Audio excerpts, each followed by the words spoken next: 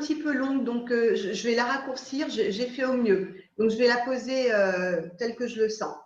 Alors, c'est coucou Belle Lulu, aurais-tu des conseils? Mon copain et moi, attends, excuse-moi. Mon copain, moi et une famille colombienne de chamans avons à cœur de faire un projet ensemble. Le projet est encore un peu flou. Il serait question de créer un centre de soins pour que les traditions indigènes perdurent. Et en parallèle, l'idée peut être de rassembler des chamans d'Europe et d'Amérique du Sud pour avancer. Voilà, c'est surtout une idée de mon copain, mais qui m'enchante aussi, mais ça me semble un peu fou. Je ne sais pas si c'est une bonne idée. Aurais-tu des conseils? Il n'y a pas de bonne ou de mauvaise idée, il n'y a que des idées. Donc, tu as 3 millions d'idées. À toi de voir celle qui te botte le plus. Lâche-toi les râpes sur le concept. Va à l'essentiel. Tu sais, ça, c'est un des modules aussi. Quand on a des choix à faire, il faut aller à l'essentiel du truc. Qu'est-ce que j'ai envie de mettre en action là, maintenant, tout de suite?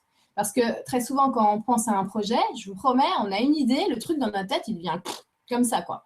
Je veux dire, même le matin, ça vous empêche de vous lever, tellement c'est chiant finalement d'avoir un gros truc comme ça.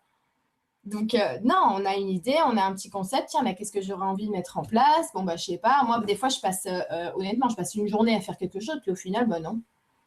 Et ça m'a appris plein de choses. J'ai vraiment mis de l'énergie dedans. Mais en fait, c'était pour aboutir sur d'autres choses et peut-être un an après, peut-être 2 mois après.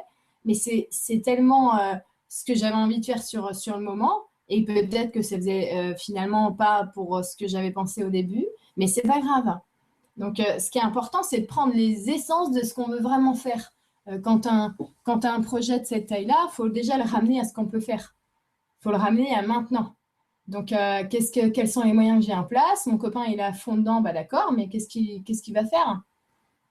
Comment on peut faire avec les outils aussi qu'on a déjà, qui sont déjà existants? Un truc vraiment tout bête. Donc, il n'y a pas de bonne ou mauvaise idée. Il y a que, est-ce que toi, vraiment, c'est un truc qui pourrait te passionner à fond? Sachant que c'est pas parce qu'on s'investit dans quelque chose qu'on doit faire ça tous les jours. Tu vois? Par exemple, moi, j'écris des livres. J'ai un livre là bientôt. Bah, ça ne me prend pas tous mes jours. Il y a un jour, ça va être, je suis focalisée sur le livre. Il y a un jour, je suis focalisée sur complètement autre chose. Il y a un jour, bah, tiens, j'ai envie de faire la 4e de couverture. Et il y a un autre jour, bah, je sais pas, je serai encore une fois sur d'autres choses. Aujourd'hui, j'ai passé la moitié de mon après-midi à faire des sushis.